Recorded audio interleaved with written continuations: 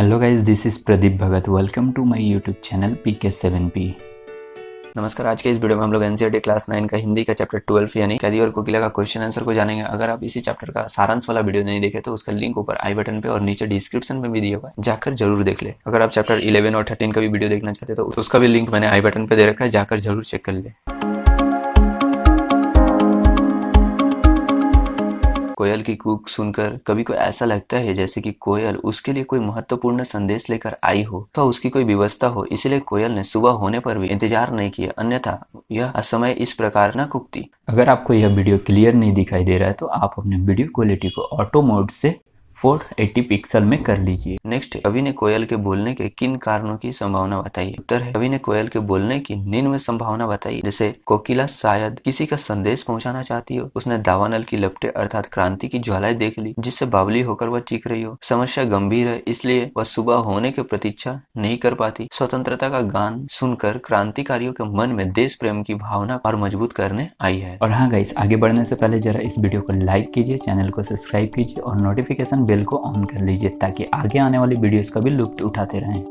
किस शासन की तुलना तम के प्रभाव से की गई है और अंग्रेजी शासन की तुलना कवि ने तम के प्रभाव से की है क्योंकि अंग्रेजी शासन प्रणाली अन्यायपूर्ण थी। ब्रिटिश शासन का स्वरूप भी अंधकार की भांति कालिमा से युक्त है। वे हमारे देशवासियों पर अनेक प्रकार के जुल्म ढा रहे थे। भारत की स्वतंत्रता लड़ने वालों को चारों ओर अंधकार ही दिखाई दे रहा था। नेक्स्ट है, कवि के आधार पर पराधीन भारत की जेलों में दी जाने वाली यंत्रणाओं का वर्णन कीजिए। पराधीन भारत का मतलब हो रहा है जब भारत अंग्रेजों का गुलाम था। कविता के आधार पर पराधीन भारत की जेलों में दी जाने वाली यंत्रणाएं का मतलब होता है क्या तकलीफ, क्या दर्द, क्या टॉर्चर किया जाता था, किस तरह से, इसको हम लोग को बताना है। पहला है, कैदियों से पशुओं की तरह काम करवाया जाता था। बिल्कुल सही बात है। अंग्रेजी कोठरियों में कैदियों की जंजीरों से बांध कर रखा जाता था। कोठरियां भी काफी छोटी अर्थात केवल 10 फुट की होती थी। पेट भर खाने को खाना तथा पीने के लिए जल भी नहीं दिया जाता था। क्रांतिकारियों को चोर, लुटेरों और डाकुओं के साथ रखा जाता था। जेल में अमानवीय यातनाएं दी जाती थी। नेक्स्ट है, भाव स्पष्ट कीजिए। मृदुल वैभव की रखवाली कोकिल बोलो तो इसका भाव को बताना है, यानी इस लाइन का अर्थ क्या है। मृदुल वैभव की रखवाली से कोयल का तात्पर्य है कि कोयल की मीठी सुरीली मोहक आवाज से है आज के इस कष्टमय संसार में कुछ मृदुलता और सरसता बची है तो वह कोयल की आवाज में भी बची है। परंतु जब वह वेदनापूर्ण आवाज में चीखती है तो कवि उसकी इस वेदना का कारण जानना चाहता है। अगला क्वेश्चन है, हूँ मोट खिंचता लगा पेट पर जुआ, खाली करता हूँ ब्रिटिश अकड़ का कुआं। इसका उत्तर होगा, अंग्रेज सरकार देश के स्वाधीनता सेनानियों से पशुओं की तरह काम करवाती जिससे इन लोगों का स्वाभिमान और देश के प्रेम की भावना को खत्म हो जाए। परंतु सेनानी चुपचाप सारे अत्याचार सहते हुए भी अपनी आजादी पाने की जिद पर अडिग रहे थे, जिससे अंग्रेज सरकार की उन्हें अपने आगे झुकने की सारी अकड़ सफल हो जाती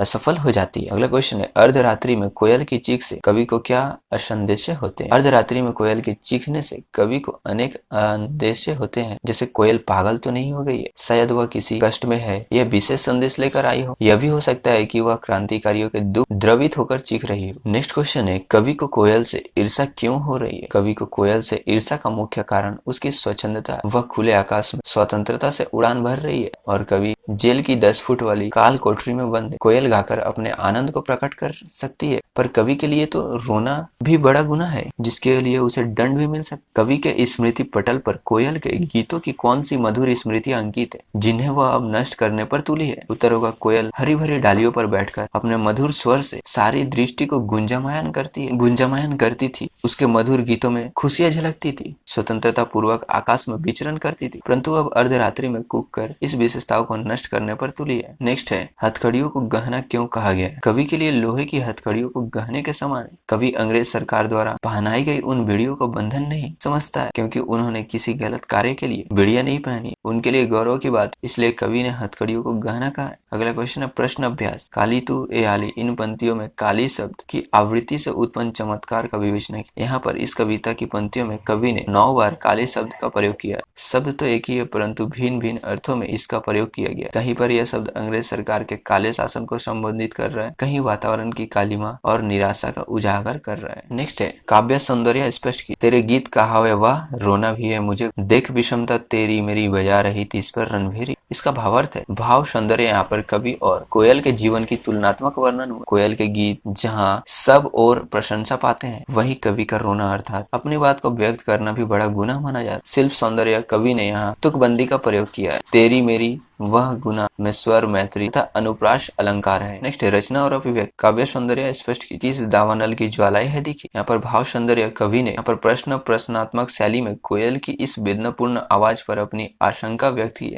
कोयल ने ऐसा क्या देख लिया कि जिसके कारण वह इतनी व्यथित है। शिल्प सौंदर्य दावानल की ज्वालाएं में रूपक अलंकार का प्रयोग हुआ है। भाषा तत्सम शब्द युक्त खड़ी बोली है। भाषा में सहजता और सरलता है। ये जो अलंकार होते हैं ये कितने प्रकार के होते हैं इसको डिटेल्स में जानने के लिए आप लोगों को मैं एक अलग से पार्टिकुलर वीडियो अलंकार के ऊपर बना दूंगा, जिसका लिंक आप लोगों को ऊपर आई बटन पे मिल जाएगा, देख सकते हैं चेक करके। नेक्स्ट है कवि जेल के आसपास अन्य पक्षियों की चहकना भी सुनता होगा, लेकिन उसने कोयल की ही बात क्यों की है। कवि ने कोयल के भिन्न स्वर के कारण यहाँ कोकिला की बात की। कोयल वैसे भी रात को नहीं बोलती, उसका इस प्रकार बोलना कवि के अंतर्मन को छू लेता है। अतः रात को उसका इस प्रकार पुकारना वह किसी संकट का प्रतीक मानता है। अगला है आपके विचार से स्वतंत्रता सेनानियों और अपराधियों के साथ ऐसा व्यवहार क्यों किया जाता हो। ब्रिटिश सरकार स्वतंत्र सेनानियों और अपराधियों में कोई अंतर नहीं समझती। सरकार के लिए दोनों ही दोषी थे। सरकार क्रांतिकारियों की आवाज की मांग को दबाना चाहती थी। स्वतंत्रता सेनानियों के मनोबल को तोड़ने के लिए तथा भारत पर अपनी सत्ता कायम रखने के लिए वे दोनों के साथ समान व्यवहार करती थी। जय हिंद। अगले वीडियो में हम लोग एनसीईआरटी हिंदी क्लास का चैप्टर 13 का ग्रामश्री का क्वेश्चन आंसर को और उसका सारांश को समझेंगे। आई होप गाइस आप लोगों को यह वीडियो हेल्पफुल लगी। फिर भी आपको कोई डाउट्स है तो आप हमें फेसबुक, इंस्टाग्राम या ट्विटर पे फॉलो करके आप हमारे साथ जुड़ सकते हैं।